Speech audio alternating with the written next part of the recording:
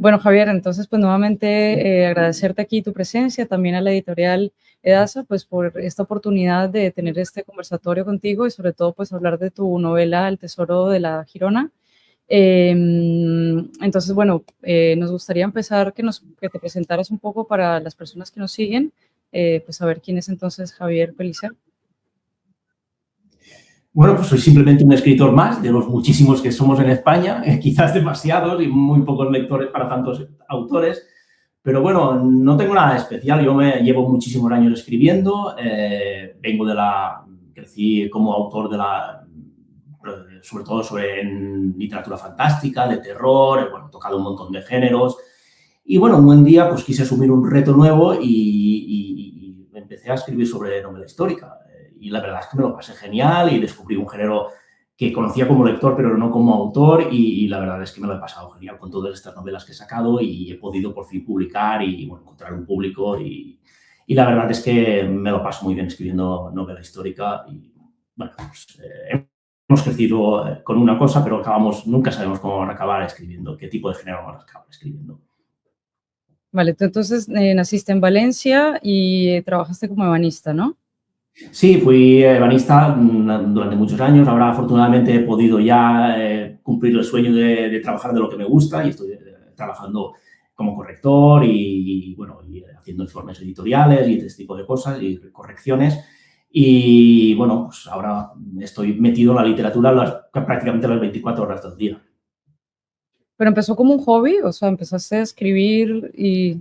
Sí, sí, la verdad es que normalmente creo que la historia de origen de todos nosotros, de todos los autores, sí, suele ser bastante similar, porque bueno, lo primero que nos gusta es leer, evidentemente, uno no puede ser autor si no es antes lector. Y bueno, cuando te gusta tanto leer y empiezas a imaginar tus propias historias, pues es evidente cuál va a ser el siguiente paso, que es escribir. Y creo que todos más o menos hemos seguido los mismos pasos. Empecé a escribir, empecé a crear mis propias historias, que evidentemente eran malísimas al principio, como todo autor. Y ahí pues fui creciendo, fui aprendiendo hasta que, bueno, hemos llegado a este punto, a tener 5 novelas publicadas y, bueno, a tener un cierto público que empieza a seguirte y que le gustan tus novelas y yo súper agradecido, evidentemente, con todos ellos. Vale, y el tema de la novela histórica, o sea, ¿te gustaba de antes la historia o fue...? A mí me gustaba sobre todo la novela histórica, pero bueno, me gustaba todo tipo de lectura. Yo siempre he sido un seguidor de todo tipo de géneros, sobre todo como fantasía, ciencia ficción y novela histórica. Son los 3 géneros que más me han gustado siempre. La historia pues me gustaba a nivel de curiosidades, de personajes históricos como, no sé, por ejemplo, Aníbal o César, este tipo de personajes que son tan grandes y tan conocidos y que trascienden el tiempo, pues siempre me han gustado mucho este tipo de personajes. Y bueno, quieras que no, pues empiezas escribiendo fantasía, pero luego el camino te lleva a la novela histórica porque te gusta como lector y es un paso natural. Y bueno, ahí encontré mi rincón y me sentí muy cómodo y me siento muy cómodo todavía, tanto que, bueno, de hecho no tengo ni siquiera planes de tocar otros géneros, estoy súper contento con la novela histórica. Y la parte, digamos ya, porque claro, si te metes con un tema histórico, la parte de investigación y esto, cómo lo hacías? Pues la verdad es que ahora, hoy en día, eso no es un problema. Eso era un problema hace 50 años cuando no existía Internet y tenías que ir a bibliotecas, tenías que buscar archivos en archivos nacionales y todo este tipo de lugares, pero ahora hoy en día es bastante fácil conseguir documentación. A pesar de ello, el proceso de documentación siempre es un reto, sobre todo cuando estás tratando una época nueva que no conoces, como es el caso de Con el Tesoro de la Girona. Porque yo, normalmente, mis novelas anteriores pues transcurren en la época antigua, la del bronce, la época de los íberos, la época romana. Pero claro, el siglo XVI, el siglo de oro, era una época mucho más reciente que yo no había tratado y tuve que empezar a informarme de cero prácticamente, porque conocía pues muy poco. Y bueno, fue un reto bastante grande, sobre todo porque mucha de la información, sobre todo la parte irlandesa, estaba en inglés. Y eso fue un reto para mi parco inglés, para mi inglés más bien flojito. Sí. Y lo superé con nota, más o menos, pero fue un reto, pero me lo pasé genial, porque yo uno de los momentos que más disfruto cuando estoy escribiendo una novela es la documentación, porque es el momento donde más aprendo, donde más me sorprendo por todo y donde es, bueno, ese momento en el que tienes que encajar las piezas, ¿no? la historia que tú tienes en la mente, lo que la historia te dice que puedes contar y lo que no, y todo eso, el encajar las piezas es un momento para mí fascinante y yo lo disfruto muchísimo, muchísimo, muchísimo. Yo diría que incluso más que la propia creación de la novela, la escritura. ¿Y por qué, si no, si, o sea, por qué te metiste con este siglo en particular? Pues Sin, lo mismo que me metí con la novela histórica porque quería cambiar, quería un reto nuevo, quería hacer algo diferente y, claro, había escrito ya 3 novelas, bueno, bueno, sí, 3 novelas en realidad, en la época antigua, una de la Edad del Bronce y 2 en la época del siglo III antes de Cristo, con la llegada de los cartagineses a la península ibérica y el viaje de Aníbal. Y claro, ahora me apetecía hacer algo diferente. Yo soy un autor de culo inquieto, suelo decir yo así de manera informal. No me gusta atarme a nada y igual que me gusta a veces toquetear otros géneros, aunque sea de manera privada para mí, escribir algún relato, alguna cosilla que no tenga nada que ver con novela histórica, pues también me gusta cuando escribo novela histórica variar un poco la temática y no quedarme siempre en lo mismo. Y en este caso, pues el cambio que elegí hacer fue pues, buscar una época que también me atraía bastante, como los siglos de oro, y un episodio como el del naufragio de la Armada, que me parecía que daba para mucho juego, sobre todo porque también estaba conectado con un paraje que es Irlanda, que a mí me fascina y que quería volver a Irlanda después de escribir Lerna. vale, sí, esa iba a ser un poco mi siguiente pregunta, porque leyendo un poco sobre tu obra, la temática de Irlanda empieza a repetirse un poco. Entonces también quería saber, bueno, ¿por qué te gusta tanto el tema de Irlanda? Porque a veces yo siento que cuando las personas hablan mucho de una cosa es como que saben algo que el resto no saben. Entonces, ¿qué es eso que te gusta tanto? Pues bueno, tengo que decir que ya no va a haber más novelas de Irlanda de momento, además ya voy también a cambiar en ese sentido, pero me encantaría, que no tendría ningún problema. Irlanda es que me fascina, sobre todo porque yo soy un gran amante de la mitología. Supongo que mi vena de autor fantástico, de fantasía, me llevó bueno, sobre todo me llevó a quedar fascinado por Tolkien. Y Tolkien, como todo el mundo sabe, toda su obra está muy influenciada por la mitología. Y bueno, pues documentando sobre la vida de Tolkien, descubrí muchísimo sobre la mitología de la Europa del Norte. Y poco a poco eso me llevó a descubrir la mitología celta e irlandesa. Y también quedé prendado por toda esa mitología, por su historia y también, por supuesto, por los parajes maravillosos que hay en Irlanda. Entonces, cuando escribí Lerna, la disfruté muchísimo el proceso de documentación y que estuviera ambientada en Irlanda. Y a la hora de elegir una nueva historia, bueno, sí, hice un cambio con respecto a la época, pero decidí quedarme en Irlanda porque seguía habiendo historias que podía contar. Y de hecho, la novela en realidad, más que basada en el naufragio de la Armada, en realidad está basada en una pequeña leyenda que hay en el norte de Irlanda, en el Ulster, en la zona donde naufragó la Girona, una leyenda que habla de uno de los náufragos que que naufragó de buena mañana, lo encontraron los habitantes del castillo de Dunluce y lo llamaron Adam Morning, porque Adam venía de Adán, el primer hombre, y Morning porque lo encontraron de buena mañana. Y bueno, eso dio pie a toda la novela. O sea, ese fue el germen de toda la novela. Esa pequeña leyenda de la que no hay nada de datos, simplemente es una pequeña leyenda que se acaba en lo que te he contado, no hay más datos. Y de ahí construir toda la historia de ese náufrago, que en este caso es John Mateo, el protagonista de la novela. Perfecto, pues entonces ya que llegamos al tema, pues cuéntanos un poco de qué se trata entonces la novela, sin hacer spoilers. Sí, intentaré, porque no sería la primera vez que se me escapa algo. No cuentes cuál es el tesoro. Sí, no lo voy a contar, eso lo tendrá que descubrir el lector. Pero bueno, básicamente la historia es ni más ni menos que la historia de supervivencia de uno de los náufragos, concretamente de Joan Mateu, personaje ficticio, tengo que decir, un tercio un soldado de los tercios españoles que iba a bordo de uno de los barcos de la Armada, la Galeaza Napolitana y la Girona, perdón. Y bueno, naufraga igual que igual que los 20 barcos que naufragaron en Irlanda, en toda la costa del norte, desde el oeste hasta el norte de Irlanda, pues naufraga en la zona del castillo de Dunluce, en el Ulster. Y bueno, pues la historia cuenta toda su odisea para sobrevivir a esos primeros momentos, para escapar de las patrullas inglesas que intentan atraparlo. Y bueno, todo eso conecta con la historia de los otros 2 protagonistas, que son Alasdair, que es la hija del caudillo que toma en protección de Joan, y también un oficial inglés, Christopher Carley, que tiene la orden de buscar a todos los supervivientes españoles que encuentre y llevarlos hasta Dublín, si son oficiales, o simplemente matarlos si son simples soldados. Y bueno, en torno a esas tres historias, a esos tres personajes, pues confecciono toda la historia de Joan y de El Assaid y Christopher Cabri. Perfecto. Ok, bueno, entonces, y bueno, como te había comentado antes, entonces, pues a partir de aquí nos gustaría pues entrar un poco en el contexto de la obra, que bueno, como también te había dicho antes, creo que es bien interesante cómo los personajes y cómo todo el desarrollo de la historia pues permite abrir como pequeñas ventanitas para entender un poco lo que estaba pasando en esta época. Entonces, nos gustaría empezar hablando un poco del momento histórico en el que se desarrolla el Tesoro de la Girona y sobre todo un tema que a mí me pareció muy interesante es como un poco los, digamos, los retos que está enfrentando en este momento el Imperio Español, porque yo sentía que habían un montón de frentes abiertos, o sea, no solamente, o sea, están pasando un montón de cosas y realmente, pues, no sé, yo no quiero ni imaginarme cómo era la vida de Felipe II teniendo tantas problemáticas. Yo a veces tengo que hacer más de 3 cosas en el día y me agobio, entonces yo no quiero ni imaginar qué estaba pensando este señor. De hecho, debía tener un lío monumental y con todo lo que le estaba pasando. Y yo la verdad es que no me he dedicado no me he centrado mucho en la persona de Felipe II. Está como una persona un personaje que no aparece en la novela más que mencionado por los demás.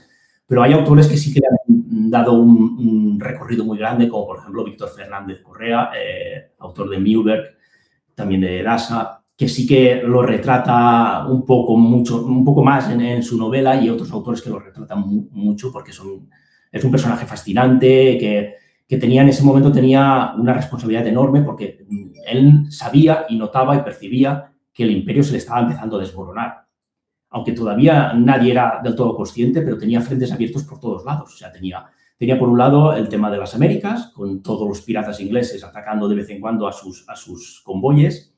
Tenía el tema de Flandes, sin lugar a dudas, y tenía también el tema del protestantismo y el catolicismo y el enfrentamiento entre Inglaterra y España a cuento de eso. A cuento de eso y también precisamente de los ataques piratas de Francis Drake y compañía a los convoyes españoles de América. Y luego, además, tenía en barbecho todavía el tema de Francia, que estaba por ahí, que estaba un poco en suspenso, pero que iba a estallar en unos años, iba a estallar de nuevo. Y bueno, imagínate tantos frentes abiertos, cómo enfrentaba un hombre a tantos frentes abiertos. Era complicado y la verdad es que no le tengo ningún tipo de envidia a Felipe II con todo lo que estaba pasando en ese momento. Y bueno, eso estalla en el momento en que, como digo, Inglaterra permite que los piratas empiecen a saquear no solo los barcos, sino que además se atrevieron a saquear Cádiz, por ejemplo. Hicieron un ataque a Cádiz y ahí evidentemente, Felipe II dijo, no, basta, esto no podemos pasar por aquí, hay que hacer algo. Y con el beneplácito del Vaticano, a del tema de la religión, pues armó el plan y la estrategia de invadir Inglaterra, construyendo una armada espectacular, la mayor armada que haya tenido nunca, diría que ningún país. Y bueno, empiezan los problemas, porque un plan de esa envergadura no puede tener más que problemas por todos lados. Y bueno, se le muere el primer general que estaba al cargo, tiene que sustituirlo por otro que no tenía experiencia en combates navales. Luego los mensajeros que tenían que avisar a Alejandro Farnesio, al duque de Parma en Flandes, no llegan, se retrasan, y todo eso hace que cuando llega la armada allí no había nadie que pudiera embarcar en Flandes el ejército de los tercios no había llegado al punto de encuentro. Tuvieron que esperar, eso dio la oportunidad a que los ingleses atacaran y de ahí tuvieron que huir y es cuando ocurrió el naufragio en Irlanda. Pero para que veas que fue un caos total y a partir de entonces, aunque luego España volvió a revolverse y volvió a tener algunas victorias contra los ingleses, como por ejemplo el ataque a La Coruña, que vino unos años después, pero a pesar de eso, a partir de ahí el declive de España fue casi que imparable, poco a poco, pero imparable. Claro. Pero creo que un tema interesante que incluso también se ve en la obra es lo que decías antes, de que Felipe hereda un imperio gigantesco, o sea, que también el problema viene de lo que siempre dicen, que el que mucho abarca al final pues poco aprieta. Y bueno, hablabas... Sí, sí, fue el mismo mal que le ocurrió al Imperio Romano. Fue exactamente lo mismo. Tenía demasiadas tierras a su cargo y era imposible gestionar esto de una manera correcta. Hoy en día sería mucho más fácil porque tenemos comunicaciones instantáneas, pero en aquella época era una locura. Y además, y estuvo a punto de ser más, porque no olvidemos que Felipe II llegó a ser rey consorte de Inglaterra. O sea, imaginemos qué habría pasado si Inglaterra hubiera estado a cargo de España, incluso con la invasión, que hubiera sido un éxito, ¿qué habría pasado si Inglaterra hubiera sido, como mínimo, aliada de España? Porque no habría sido parte de España. Yo no creo que hubiera sido parte de España nunca, pero por lo menos habría sido aliada de España. Y ahí entramos en una ucronía fascinante que quizás algún día me anime a escribir, en qué habría pasado si Inglaterra hubiera sido aliada de España, cómo hubiera ido, por ejemplo, la guerra franco-española que ocurrió unos años después, con Inglaterra aliada de España en vez de Francia. ¿Qué habría ocurrido? Son temas muy fascinantes, la verdad. Sí, y como te decía, se ve en la obra, porque al final, o sea, pues uno, si lee un poco la contratapa del libro, pensará, bueno, esta obra se desarrolla en España, pero luego se desarrolla en Irlanda y luego también vas a Valencia, te vas moviendo. Entonces, un poco que nos cuentes cuáles son los escenarios que elegiste para el Sí. desarrollo de la historia. Bueno, el objetivo de ahí era, evidentemente, la trama principal tiene que transcurrir en Irlanda, pero yo quería profundizar sobre todo en los personajes, a través de su pasado, en cómo eran y por qué son como son en la trama principal, o sea, de dónde vienen sus traumas y sus problemas. Y para eso, bueno, eso además me dio una excusa perfecta para fabular sobre épocas y escenarios maravillosos. Por ejemplo, la batalla de Alcántara durante la invasión de España a Portugal. Eso es un escenario fabuloso, maravilloso, una batalla épica y que merece una novela también para ella misma. Y luego, pues, la zona, por ejemplo, la región de Nápoles en aquella época era parte de España, estaba gobernada por españoles, lo cual suponía ciertos problemas. También era un escenario maravilloso con el Castelnuovo para poder describirlo y todo, un escenario fantástico. La propia Flandes, o sea, la zona de Flandes, con algunas batallas que ocurrieron muy importantes allí y que me daban pie también a profundizar en el pasado de uno de los protagonistas, de Carly, del oficial inglés. Bueno, y sobre todo, por supuesto, mi Valencia, la Valencia del siglo de hoy, Valencia. claro, que es una ciudad preciosa y que en aquella época básicamente era una de las ciudades más importantes de España, del Reino de España, y que tenía un esplendor que poco tenía que envidiar a Madrid, yo diría que incluso menos. Un escenario fabuloso y con todavía amurallado y con las calles gremiales y todo, es un escenario fantástico, fabuloso. Además, cuento un poquito el origen de las fallas, nuestra fiesta más importante. Y bueno, al final las novelas históricas son eso también. Aparte de la historia principal que quieres contar, es también una excusa para viajar a otro tiempo, es una máquina del tiempo y para conocer lugares maravillosos y épicos como estos que he incorporado a la novela. Claro. No, sí, en ese sentido está súper bien porque te vas moviendo por varios escenarios y te da pues una visión, nuevamente como te decía, de lo vasto que era el imperio y bueno, últimamente se habla también bastante de esta primera globalización que se está dando justamente en esta época, que queda yo creo muy bien retratado. Y bueno, el tema que, bueno, ya lo nombraste un poco, el tema de Isabel I, que es un poco curioso cómo pasa de un posible matrimonio a convertirse prácticamente en la enemiga de Felipe II. Entonces, ¿cuáles eran los intereses? O sea, porque nombraste un poco el tema de la piratería, pero luego también se nos está mezclando el tema del protestantismo, que también en esta época, pues, en el contexto en el que estamos, la religión es fundamental también en esta época. Sí, bueno, en realidad más que religión es poder, ¿vale? La religión en aquel momento estaba intrínsecamente unida al poder, a quien tenía el poder.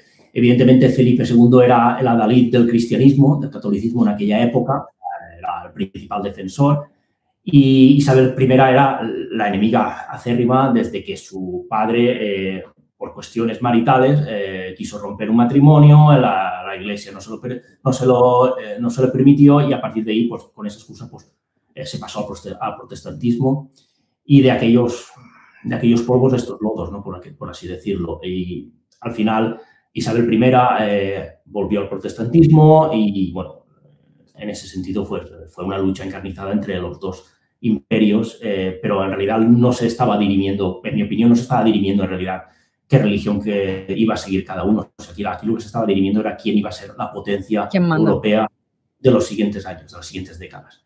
Y estaban, los tres principales candidatos eran evidentemente Inglaterra, España y Francia.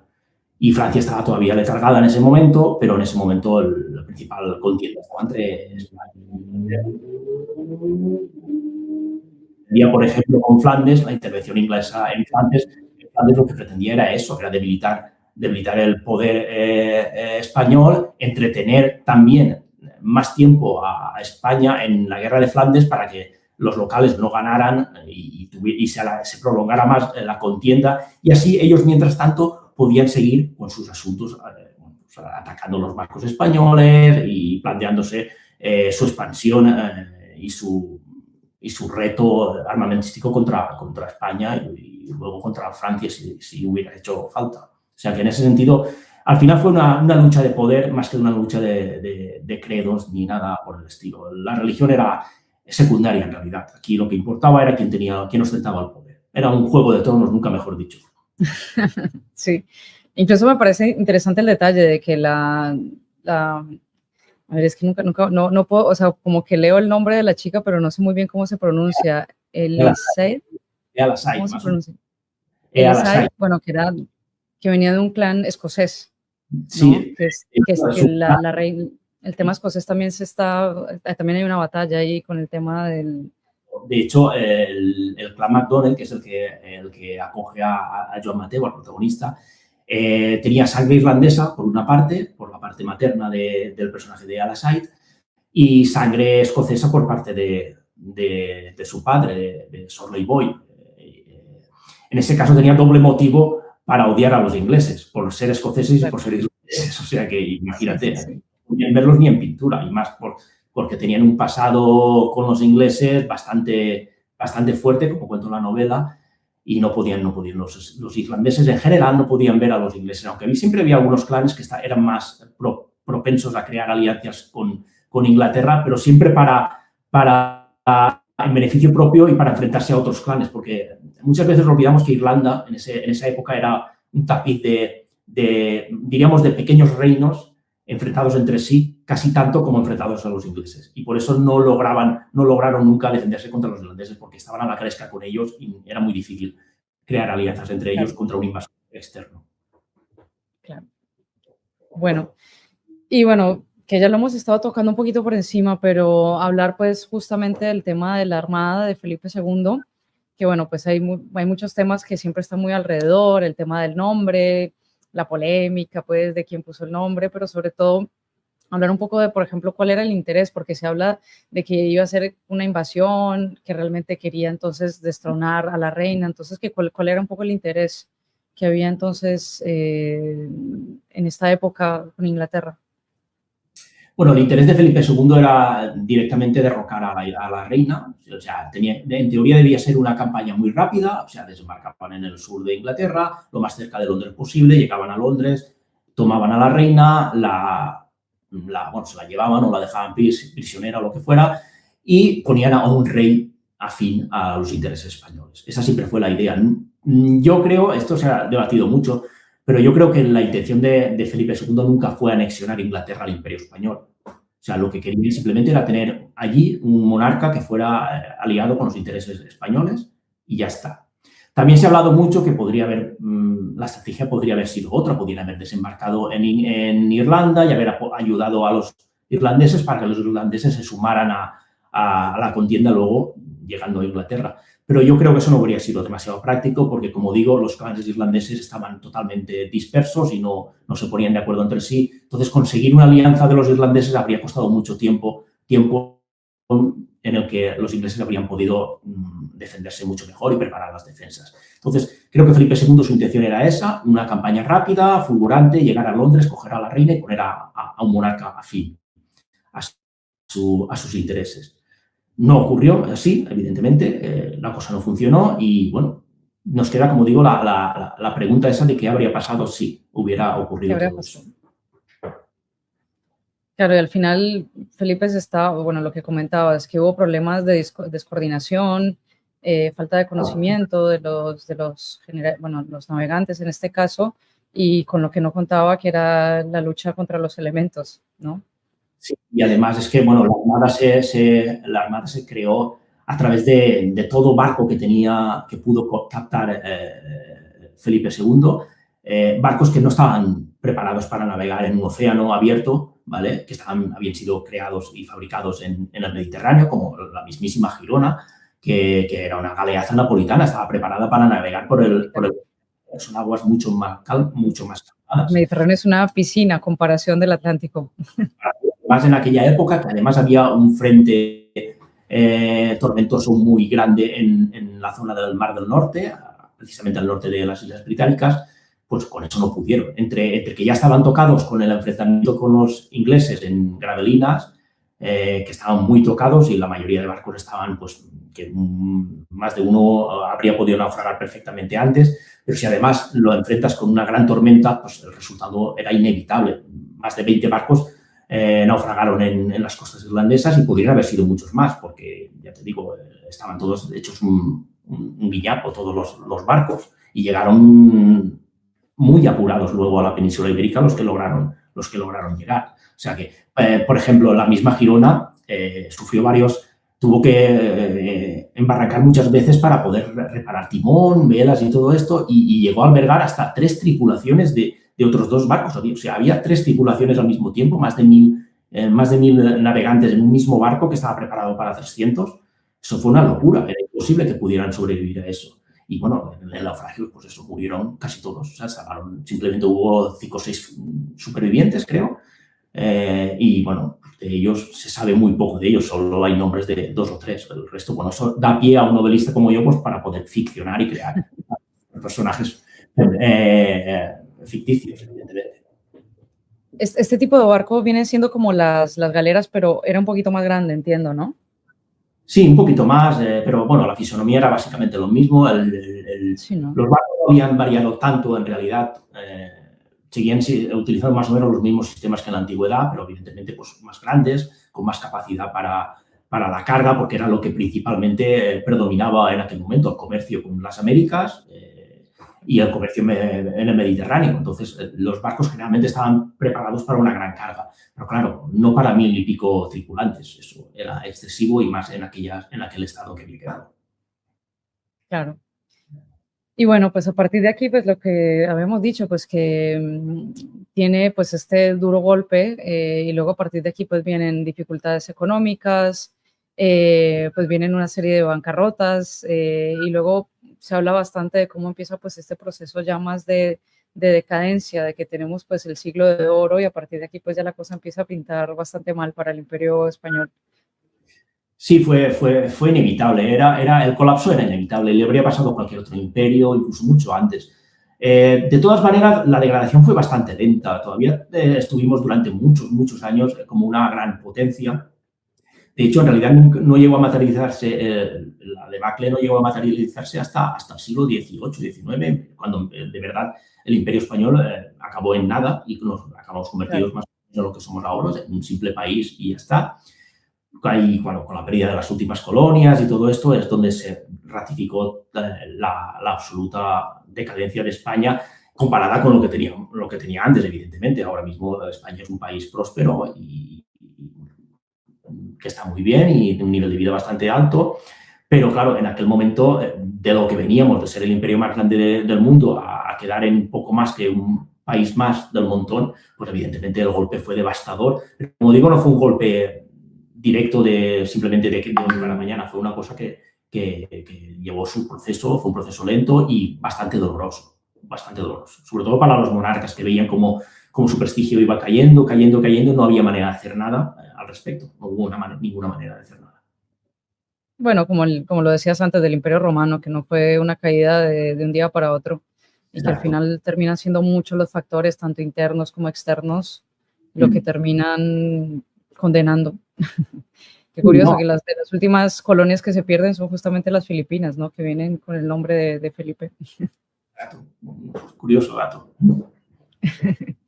Y bueno, pues ya para el último tema que queríamos tocar, pues hablando justamente pues de cómo se tiene en cuenta todo este pasado, porque bueno, o sea, personalmente, pues a ver, son temas que escuchas, tú has escuchado hablar de todos estos temas de la Armada de Felipe, aunque la conoces más como la Armada Invencible, la verdad.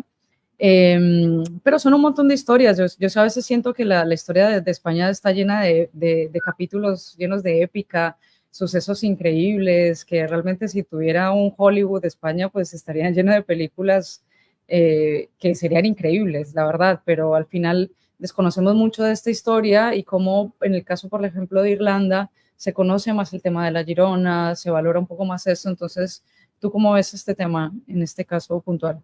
Bueno, yo tengo que decir que yo no soy una persona especialmente patriótica en el sentido de que no me muevo mucho por banderas. Estoy orgulloso de ser español, la historia española, la disfruto muchísimo la historia de mi país.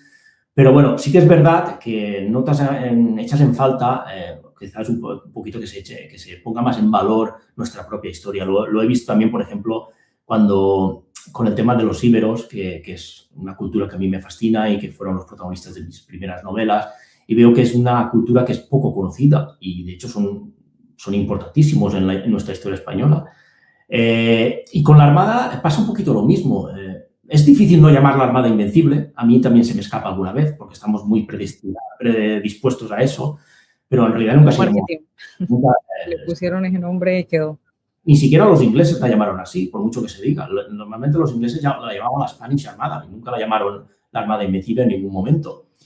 Pero sí que es cierto que allí en Irlanda, como bien dices, se pone mucho más en valor su historia, la historia irlandesa, y también la historia que les afecta a ellos, aunque provenga de España.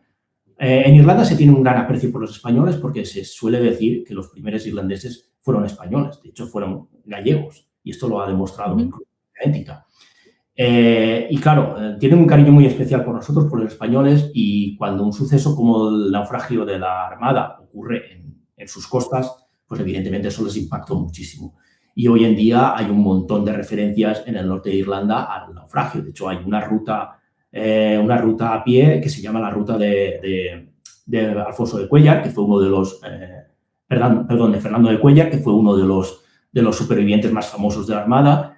Se explota eso como un fenómeno cultural y de hecho da bastante dinero.